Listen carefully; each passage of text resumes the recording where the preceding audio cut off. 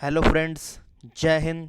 आप सभी लोगों का स्वागत है आपके अपने चैनल सपने माँ बापू के। अब हम लोग देखते हैं अगला प्रश्न, B Ed third semester paper first का विद्यालय नेतृत्व एवं प्रबंधन का। अब हम लोग शुरुआत करते हैं प्रश्न नंबर 11 से।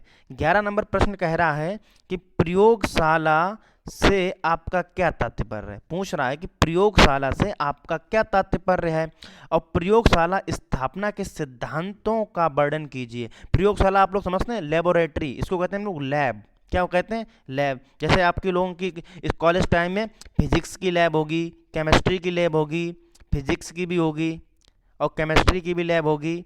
तो ये लैब होती थी, ये हम लोग इसमें अपना एक्सपेरिमेंट करते थे। तो पूछ रहा है कि प्रयोगशाला से आपका क्या तात्पर्य है और प्रयोगशाला स्थापना के सिद्धांतों का वर्णन कीजिए।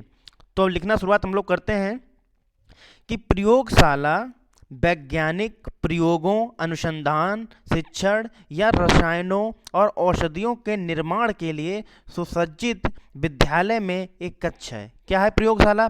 प्रयोगशाला वैज्ञानिक प्रयोगों, अनुसंधानों, शिक्षण या रसायनों और औषधियों के निर्माण के लिए सुसज्जित विद्यालय में एक कक्ष है।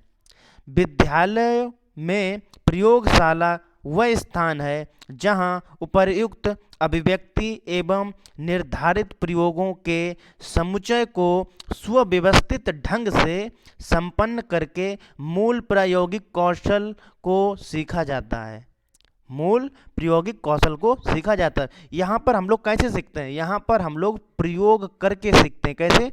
प्रयोग करके सीखते हैं। यहाँ पे प्रयोग करके सीखते हैं। अब मान लो हम लोगों से कहा गया कि इंद्रधनुष में 7 रंग होते हैं, इंद्रधनुष में 7 रंग होते हैं, लेकिन हम लोग ये जो नहीं मान सकते ये उनमें 7 रंग होते हैं। तो हम लोगों को फिजिक्स लैब में क्या मिलता है? एक प्रिज्म दिया जाता है। तो प्रिज्म पे जब वाइट लाइन डाली जाती है तो ये 7 रंगों में डिवाइड होती है।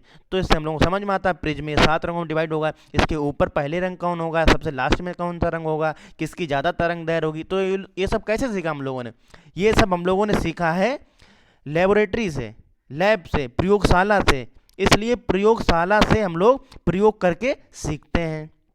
अगला देखते हैं कि प्रयोगशाला विद्यालय का वह स्थान है, प्रयोगशाला विद्यालय का वह स्थान है जहां शिक्षक छात्रों को रचनात्मक कार्य कराते हैं।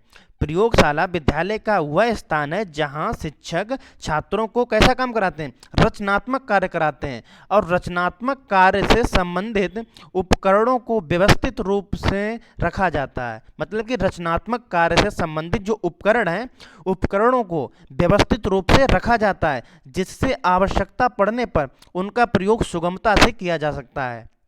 जिनकी आवश्यकता पड़ने पर उनका प्रयोग सुगमता से किया जा सकता है। आप लोगों ने देखा होगा कि लैब में कोई भी जो सामान होते हैं, लैब केमिस्ट्री लैब में आप खास तौर से जाएंगे तो सारे केमिकल विद ऑर्डर लगे होते हैं। सारे केमिकल या जो भी सॉलिड साल्ट जो भी हो वो सब ऑर्डर में लगे होते हैं। क्योंकि ऑर्डर में इसलिए लगाते हैं कि जिनकी ज़रूरत पड़ने पर उनका प्रयोग सुगमता से किया जा सके, क्योंकि उन्हें ढूंढना ना पड़े कि एसिडिक एसिड कहाँ है। अब ढूंढ रहे हैं, आप नहीं पता लग रहा। अगर उसको आप एसिड वाले चैम्बर में रखेंगे, मान लो ये एसिड का चैम्बर है, इसमें सारे एसिड रखे हैं तो इसी में होगा एसिटिक एसिड। तो ये होना चाहिए।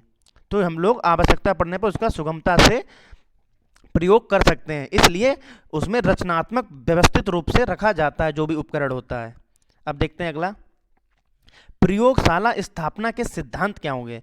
प्रयोगशाला स्थापना के सिद्धांत तो विद्यालयों में भौतिक एवं सामाजिक विज्ञानों की व्यवस्था एवं स्थापना के संबंध में निम्नलिखित सिद्धांतों को ध्यान में रखा जाना चाहिए। मतलब विद्यालयों में भौतिक एवं सामाजिक विज्ञानों की व्यवस्था एवं स्थापना के संबंध में निम्नलिखित सिद्धांतों का ध्यान में रखा जाना चाहिए। क्या क्या ध्यान में रखा जाना चाहिए? इसका पहला पॉइंट होगा कि उच्च माध्यमिक स्तर तक प्रायः सभी भौतिक विज्ञानों, क्या लिखा है?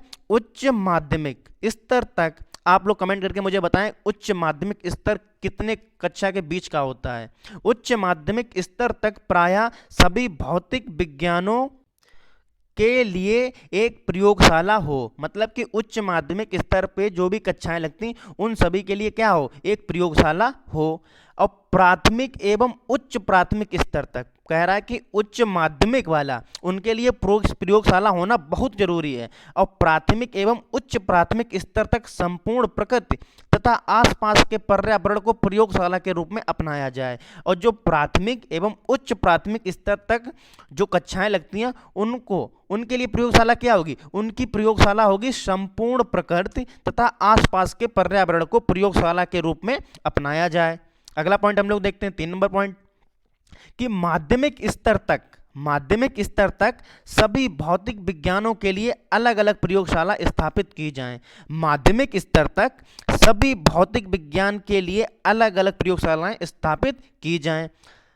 जैसे कि फिजिक्स की लैब होगी वो अलग होनी चाहिए, केमिस्ट्री की जो लैब होगी वो अलग होनी चाहिए, और जो मेडिकल के छात्र होंगे उनके लिए बायोलॉजी की लैब अलग होनी चाहिए। तो यही कह रहा है कि जो माध्यमिक स्तर तक सभी जितने भी सब्जेक्ट में आपके होते हैं जिसमें होता है एक्सपेरिमेंट करना, तो उन सभी की लेबोरेटरी अलग होनी चाहिए, प्रयोगशालाएं। ठीक, अगला पॉइंट देखते हैं कि प्रयोगशाला के लिए जो कक्ष चुना जाए उसकी निम्नलिखित विशेषताएं। अब कह रहा है कि प्रयोगशाला, मान लो हम लोग किसी रूम को प्रयोगशाला के रूप में बनाना चाह रहे हैं, तो उसके लिए क्या क्या बातें ध्यान रखनी होंगी, तो ये बातें हम लोग शुरुआत करते हैं नीचे से। इसमें दिया गया है कि प्रयोगशाला कक्ष, क्या दिया है कि प्रयोगशाला कक्ष सामान्य कक्ष से बड़ा हो। प्रयोगशाला जो रूम होगा वो सामान्य रूम से बड़ा होना चाहिए। और प्रयोगशाला में श्वसन की पर्याप्त व्यवस्था हो। प्रयोगशाला में श्वसन की पर्याप्त व्यवस्था हो। और मुख्य कक्ष के जाल संलग्न 2 छोटे छोटे कक्ष भी हों, जिसमें एक भंडार के रूप में तथा दूसरा प्रभारी के कार्यालय के रूप में प्रयोग किया जाए। मतलब कि जो मुख्य कक्ष होगा प्रयोगशाला जहां पे हम लोग प्रयोग करते हैं, उसके अलावा 2 छोटे छोटे कक्ष और होने चाहिए, जिसमें एक में भंडार रखा हो सारी चीज़ों का, अतः दूसरा प्रभारी के कार्यालय के रूप में प्रयोग किया जाए। और दूसरा रूम होगा उसमें जो लेबोरेटरी का प्रभारी होगा उसके कार्यालय वहाँ बनाया जाए। ये पॉइंट हो गया। अब देखते हैं 4 नंबर पॉइंट क्या कह रहा है। प्रयोगशाला कक्ष में पानी की अच्छी व्यवस्था हो। प्रयोगशाला कक्ष में पानी की अच्छी व्यवस्था हो।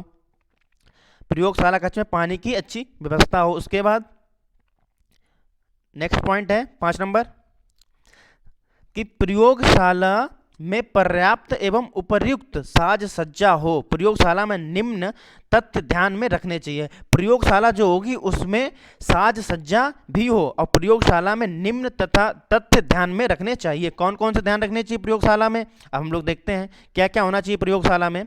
प्रयोगशाला में होना चाहिए कि प्रत्येक छात्र के लिए कुछ ऊंची स्टूल तथा उपर्युक्त आकार की मेज हो। आप लोगों ने देखा होगा कि जो प्रयोगशाला में जो मेज होती है, टेबल, वो इस प्रकार की ऊंची ऊंची होती है, उन पे हम लोग बैठ नहीं सकते रीढ़ को टेढ़ा करके, हमको सीधे बैठना होता है, तो बहुत ऊंची ऊंची मेज हों। उसके बाद मेज में दराजें हों, ये आवश्यक है। प्रयोगशाला में जो उपकरण या जो भी फर्नीचर लगेगा उसकी दी हैं विशेषताएं। और आवश्यक स्थलों पर हाथ धोने के लिए जल की व्यवस्था हो। प्रयोगशाला में आवश्यक स्थलों पर हाथ धोने के लिए जल की व्यवस्था हो। अगला पॉइंट है कि प्रयोगशाला में छात्रों के अनुपात में पर्याप्त उपकरण हो। मतलब कि जो प्रयोगशाला में जितने बच्चे हैं तो उनके अनुपात में ही पर्याप्त उपकरण हो। अब हम मान लें फिजिक्स लैब में हम लोग जा रहे हैं और वर्नियर कैलिपर सिर्फ 1 है और बच्चे 10 हैं, तो बताओ कैसे सीख पाएंगे? नहीं सीख पाएंगे। तो इसके लिए हम लोगों के पास अगर 10 बच्चे हों तो 10 वर्नियर कैलिपर्स भी होनी चाहिए, तो तभी तो बच्चे करके सीख पाएंगे 10। अब 1 वर्नियर कैलिपर्स है और 10 बच्चे हैं तो नहीं सीख पाएंगे। तो इसलिए कह रहे हैं कि प्रयोगशाला में छात्रों के अनुपात में पर्याप्त उपकरण होने चाहिए। 5th नंबर पॉइंट क्या है, प्रयोगशाला में प्राथमिक चिकित्सा की व्यवस्था रखी जाए। मतलब कि प्रयोगशाला में प्राथमिक चिकित्सा की भी व्यवस्था रखी जाए। मान लो कोई कट रहा है या कुछ हो रहा है, जल गया, हल्का सा कोई केमिकल गिर गया, तो इसके लिए प्रयोगशाला में क्या होना चाहिए? इसके लिए प्रयोगशाला में होनी चाहिए प्राथमिक चिकित्सा, जिसको हम लोग फर्स्ट एड होना चाहिए। ये हो गया। 6 नंबर पॉइंट, प्रत्येक प्रयोगशाला का विषय से संबंधित अध्यापक प्रभारी हो। मतलब कि प्रत्येक प्रयोगशाला का जो विषय है, मान लो फिजिक्स है तो उसका अध्यापक प्रभारी हो, उसका अध्यापक। नंबर पॉइंट क्या हो जाएगा कि सभी प्रयोग प्रभारी सभी प्रयोग जो हम लोग करेंगे प्रभारी अध्यापक के देख रेख में संपन्न किए जाएं। मतलब कि कह रहा है कि जो भी प्रयोग हो रहे हैं वो सभी प्रभारी अध्यापक की देख रेख में ही होने चाहिए। 8 नंबर पॉइंट क्या है कि प्रभारी अध्यापक तथा छात्र एप्रिन पहनकर प्रयोगशाला में कार्य करें। एप्रिन ही पहनकर प्रयोगशाला में कार्य करें। फिर 9 नंबर हो जाएगा पॉइंट क्या, सामाजिक विज्ञानों की प्रयोगशाला में संबंधित विषय के लिए उपयोगी सभी साहित्य तथा उपकरण होने चाहिए। सामाजिक विज्ञानों की प्रयोगशाला में संबंधित विषय के लिए उपयोगी सभी साहित्य तथा उपकरण होने चाहिए। फिर अगला लास्ट पॉइंट क्या होगा, ये लास्ट पॉइंट है हम लोगों का प्रयोगशाला के लिए कि भौतिक विज्ञानों में रसायन शास्त्र, भौतिक शास्त्र, जीव विज्ञान तथा वनस्पति विज्ञान की अलग अलग प्रयोगशालाएं होनी चाहिए। जैसा कि अभी बताया था हमने कि जो मेडिकल के स्टूडेंट हैं उनके लिए बायोलॉजी की अलग भी प्रयोगशाला होनी चाहिए, और केमिस्ट्री वाले तो केमिस्ट्री के लिए अलग होनी चाहिए और फिजिक्स के लिए अलग होनी चाहिए। प्रयोगशालाएं सबकी अलग होनी चाहिए, ये उच्च माध्यमिक स्तर पर होनी सबकी चाहिए। तो वीडियो बच्चों ये खत्म होता है। अब अगली वीडियो अगले प्रश्न अगली वीडियो में लेके आएंगे। धन्यवाद। वीडियो को अच्छी लगे तो लाइक शेयर सब्सक्राइब करें और आप ध्यान से बस इसको देखते जाएं और सुनते जाएं, आपको सब याद हो जाएगा। ध्यान से सुने। धन्यवाद।